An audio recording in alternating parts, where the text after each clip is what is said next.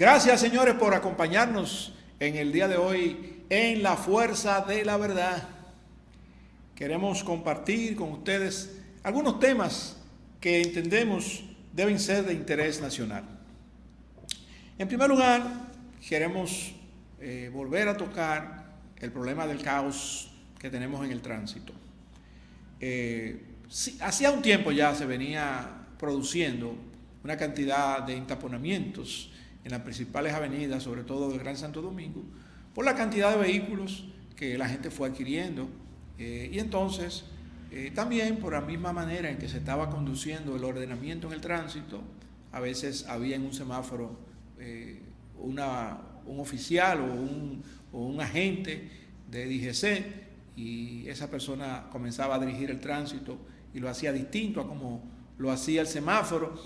A veces eso creaba confusión, el semáforo cambiaba y la persona pensaba que podían comenzar a caminar y de repente se encuentran con que hay un agente que ha detenido el tránsito, le ha dado paso a la otra vía y todo ese tema venía produciéndose. Además de que hay intersecciones importantes en la ciudad, como por ejemplo en la Avenida Bolívar, antes de convertirse en Rómulo Betancourt, ahí esquina Abraham Lincoln y esquina también Winston Churchill. Eso es increíble.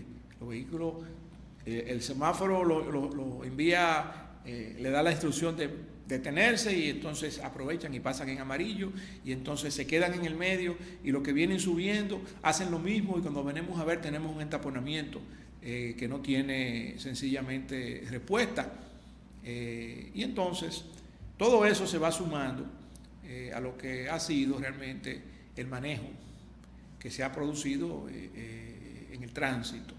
Pero también ha ocurrido que con el manejo del tránsito se han ideado una serie de proyectos que se comenzaron a poner en práctica, como fue el caso de los semáforos inteligentes, que el Intran hizo un contrato y entonces después de esto vino el descubrimiento de una serie de irregularidades por parte de compras y contrataciones. El contrato se echó hacia atrás. La empresa contratada decía que ya había instalado el 60% de los semáforos inteligentes. Hubo denuncias de que esos semáforos en un porcentaje realmente no habían sido colocados nuevos, sino que se habían tomado los viejos, se habían pintado, se habían remozado. Eso provocó todavía un escándalo mayor. Eso dio al traste con la renuncia, la sustitución del pasado director del Intran, que era Hugo Veras. Hubo un sometimiento a la justicia y hubo también un pleito, una litis entre la empresa contratada y compras y contrataciones, lo que trajo como consecuencia una resolución del Tribunal Administrativo que le dio ganancia de causa al gobierno, al Estado, a compras y contrataciones en este caso. Pero en ese interín, esa empresa había dicho a la prensa de que si no temperaban en mantener el contrato, ellos iban a sencillamente paralizar una serie de semáforos a los cuales tenían control y entonces eso iba a crear un gran tapón en la ciudad. Esa fue la amenaza que hubo. De eso no se ha vuelto a hablar, pero sí tenemos una realidad y es que los entaponamientos en la ciudad han ido incrementándose. Tenemos una realidad que no tiene solución en este momento. Se creó un foro para debatir, para llevar propuestas sobre lo que era el tema de movilidad en el tránsito. Participaron las universidades, una serie de personalidades llevaron propuestas, pero a nosotros en La Fuerza de la Verdad nos queda la interrogante de si todo esto no será parte de un plan para implementar luego una decisión, una medida ya previamente pensada y calculada y que entonces la gente por la desesperación la acepte como la única solución viable a este problema. Normalmente cuando se dan situaciones así, lo que se dan son negocios, más negocios y más negocios. Ojalá que este no sea el caso, pero realmente vale la pena investigar porque existe la posibilidad de que existan sabotajes en algunos semáforos claves en la ciudad que al fallar comienzan a crearse los pequeños tapones en distintos puntos que después convergen todos en el gran tapón que usted puede ver en todo lo que es el Gran Santo Domingo. Esto es interesante investigarlo, determinarlo para corregirlo en el caso de que existan manos maliciosas envueltas en estas manipulaciones, en el caso de que existan manipulaciones, porque realmente es una hipótesis. Usted sabe que las hipótesis se afirman y se niegan, y cuando uno investiga, entonces uno confirma si realmente hay un cumplimiento positivo o negativo en la misma. Pero vale la pena investigar a ver qué es realmente lo que está pasando, porque los tapones no eran tan caóticos como los que estamos teniendo diariamente. La gente se pasa 3 y 4 horas fácilmente en un tapón después de las 5 de la tarde, y en vez de llegar a su casa a las 5:30 y cumplir quizás con una agenda de una actividad a las 6 de la tarde, no puede cumplir y viene llegando a las 8 de la noche. Nosotros tuvimos una experiencia en diciembre, estuvimos en un punto cercano al Club Los Prados. Terminó mi reunión antes de las 6 de la tarde y no pude llegar a mi casa antes de las 9 de la noche, porque los tapones que habían eran tan grandes que los taxis no llegaban y no podían darme servicio. Finalmente, ya casi cerca de las 9 de la noche, pude transportarme de Los Prados a Gascue. Es la realidad que yo viví y que viven todos los días las personas que están transportándose hacia su casa luego de salir de su trabajo, y es realmente un caos lo que estamos teniendo, que vale la pena investigar. El 27 de febrero comienza una nueva legislatura y hay temas que se quedaron pendientes en esta legislatura que concluyó. La prensa decía en estos días que se habían quedado más de 140 proyectos que no se pudieron ver. Quisieron señalar algunos especiales para quizá darle prioridad o incidir en que se le dé prioridad en la nueva legislatura. Y así como la prensa hizo eso, yo quiero hacer lo mismo también. A mí me parece que la ley del DNI debe ser introducida en esta nueva legislatura, que eso no debe quedar así, que se debe resolver antes de las elecciones presidenciales. Eso tenía que estar resuelto. El Poder Ejecutivo, a través de su vocero, indicó a la prensa que ellos habían entendido de que ese contenido de la ley debería ser más específico y que iban a someter unas modificaciones. Sabemos que la Fuerza Nacional Progresista, que es un aliado del partido de gobierno y que son expertos jurídicos, que deben haberlo asesorado en todo el camino, porque son aliados desde el principio de gobierno, no entendemos qué pasó, que quizás no le asesoraron bien para que esta ley fuera sometida al Congreso con todas estas barbaridades que se sometieron, aunque ellos mismos luego salieron a protestar y a decir que esa ley había que cambiarla, y el mismo Vinicio Castillo llegó a decir en la prensa y también en Twitter que publicaba al presidente específicamente que modifique eso, que reforme eso, que someta un anteproyecto. Luego ellos tomaron la iniciativa de plantear una modificación a la ley, eso se sometió y ahora el Poder Ejecutivo dice que tiene unas modificaciones, creemos que son las mismas que ha producido la Fuerza Nacional Progresista, ya que son aliados y además son expertos en materia judicial. Pero también, además de la ley del DNI, nosotros creemos que en esta nueva legislatura debería someterse como proyecto un verdadero referendo. Fíjense, le estoy llamando verdadero referendo, porque no tiene sentido consultarle al pueblo cuando el Congreso le dé la gana, sino que el pueblo, que es el soberano, que es de donde se desprende el poder, que luego se reparte en el Poder Ejecutivo, Poder Legislativo y Poder Judicial, que son los que deberían representar al pueblo, protegerle al pueblo, administrar para el pueblo y todo esto, siendo buenos mayordomos, cada uno desde su posición de poder.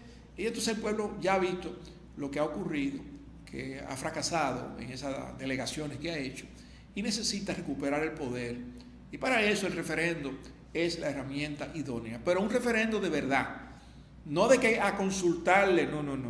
El dueño de la fiesta baila las veces que quiera bailar. Si quiere bailar merengue, lo baila. No es de que los diputados le van a decir al pueblo, mira, ahora tú vas a bailar un merengue solamente este año, porque nosotros queremos consultarte. No, señor. La propuesta nuestra es muy diferente.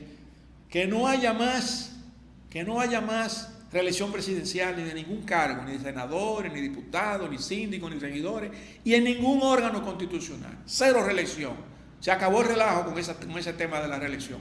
Solamente con ese punto caen por tierra una cantidad de problemas que la misma política y los políticos crean cada 4 años. Esto, que en ese referendo el pueblo le diga a los legisladores, en estos temas específicos que ustedes van a trabajar, Se acabó el relajo de que el hombre del maletín llegue y los lobistas lleguen a comprar y a vender y se produzca ese proceso de marketing y de mercadería, como si las leyes fueran mercancías, para entonces impulsar proyectos que le convienen a un grupito, pero que no benefician a la nación. Cuando sea el pueblo que le diga en el referéndum, a medio término, ¿verdad? Estas son las leyes que ustedes van a trabajar, pues yo creo que eso ayudaría muchísimo a concentrar a estas personas pagadas por el pueblo dominicano para que hagan un trabajo que sea plausible, porque han demostrado que no les importa el pueblo dominicano. Pero además, en ese referéndum que nosotros proponemos, debe ser de medio término, también haya una ratificación para todos los cargos electivos, incluyendo los órganos constitucionales, de forma tal que si hay un senador, un diputado, un regidor, un alcalde, un presidente, un vicepresidente, un presidente o miembro del Tribunal Constitucional o de la Suprema o de Defensor del Pueblo o de la Cámara de Cuentas que no dan pie con bola, el pueblo dominicano tenga la potestad de decir, ustedes van a ser sustituidos porque el pueblo necesita su servicio, pero ese servicio debe ser institucionalmente correcto, eficiente y de calidad.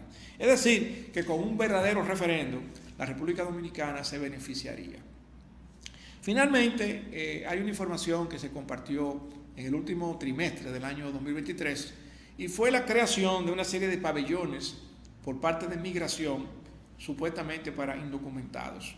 Con el tema haitiano, que ha seguido profundizándose, es realmente preocupante que esto haya continuado. No sabemos en qué estatus está eso, no sabemos cuál es la idea que se tiene con esto, pero vemos que la comunidad internacional no le importa un carajo lo que haga el país, no le importa la situación de República Dominicana, no son amigos de República Dominicana y desean que haya un desorden mayúsculo en Haití para que haya otro desorden mayúsculo aquí en la República Dominicana y entonces tener los argumentos para entonces decir, bueno, hay que intervenir ambos lados de la isla para resolver este problema porque no tiene solución, dejándoselo a ellos que lo solucionen. Evidentemente, la comunidad internacional no le interesa ayudar a resolver esto porque entienden que debe ser resuelto en la República Dominicana. Pero la República Dominicana, si se respeta, no debería meterse en eso, debería ser neutral porque todavía tenemos procesos pendientes de resolver, como por ejemplo el tema de la delimitación en la frontera, el tema del canal y ese diferendo que existe, además de las deportaciones que deberían maximizarse para realmente utilizar adecuadamente el presupuesto nacional en lo que debe utilizarse. Pero estos son temas que están ahí. Mientras tanto, la idea era darle seguimiento a estos pabellones porque la crisis en Haití continuará. Habían columnistas que analizaban el tema y decían que se está produciendo realmente en Haití una guerra civil que no sea de la que decretado, pero que en el fondo la situación lleva a eso. Finalmente, el último tema que quiero analizar brevemente con ustedes tiene que ver con la semana laboral. Por lo visto y el seguimiento que hemos estado dando es un tema global. Muchos países latinoamericanos, europeos y del continente americano han estado tomando decisiones, sobre todo en Occidente, tomando decisiones para establecer la hora 4 días a la semana de trabajo. Aparentemente todo ha venido como consecuencia del último Foro Económico Mundial, porque ha coincidido con esto. Han habido recientemente críticas fuertes a lo que es el teletrabajo. Empresas importantes como SAP y IBM le han enviado información a sus empleados de que regresen a las oficinas y si no regresan que se olviden de que trabajan con ellos. También se ha establecido la realidad de que no es como la gente piensa. Aparentemente la productividad ha caído como consecuencia del teletrabajo en muchas empresas y entonces cuando usted suma teletrabajo, semana de 4 días, inteligencia artificial, que es otro tema, lo que estamos teniendo entonces, en lugar de un aumento en la productividad, una baja en la productividad, aunque se plantea de que este año 2024 va a tener un efecto como de tranquilidad con el tema de la inteligencia artificial, aunque sabemos que hay un código de ética, que la República Dominicana está participando en una actividad de la UNESCO, donde se va a debatir todo este tema de la inteligencia artificial. Ese código de ética inicial quien lo aprobó y quien lo motivó fue la Unión Europea. Hay análisis que se han hecho, incluyendo el Pentágono, que ha planteado de que la inteligencia artificial corre el riesgo a la humanidad de que se utilice como arma de doble filo. Y entonces nosotros agregamos que en este tema de la posmodernidad, donde los valores se han perdido, es muy probable que el hombre utilice cualquier cosa, incluyendo evidentemente la inteligencia artificial, para hacer daño. El Pentágono dice que puede surgir un conflicto de inteligencia artificial contra la inteligencia artificial. Nosotros llamamos a esto la contrainteligencia, y además estamos previendo que con la gran transferencia, con el gran desplazamiento que podría ocurrir al sumar teletrabajo, semanas recortadas e inteligencia artificial, podría ocurrir un gran desplazamiento de mano de obra para darle paso a la inteligencia artificial, que estaría arrojando, en teoría, una multiplicidad de tareas y procesos automatizados y que desplazarían definitivamente mano de obra, no solamente en el terreno de la manufactura, sino también en la parte administrativa, porque, tal como decía Tom Peters en su libro Usted como marca, la revolución de cuello blanco iba a llegar, aparentemente llegó. Gracias por acompañarnos en el día de hoy con estos comentarios en La Fuerza de la Verdad. Y no te olvides, acuérdate de tu Creador ahora que eres joven. No esperes los días en que ya no sientas placer vivirlos. Apártate del mal, haz el bien, busca la paz y síguela. No te olvides, la verdad siempre sale a flote, porque eso que eres grita tan fuerte que no se pueden escuchar tus palabras. Permíteme decir la verdad delante de los fuertes y no decir mentiras para ganarme el aplauso de los débiles. Gracias por acompañarnos en este su espacio, La Fuerza de la Verdad.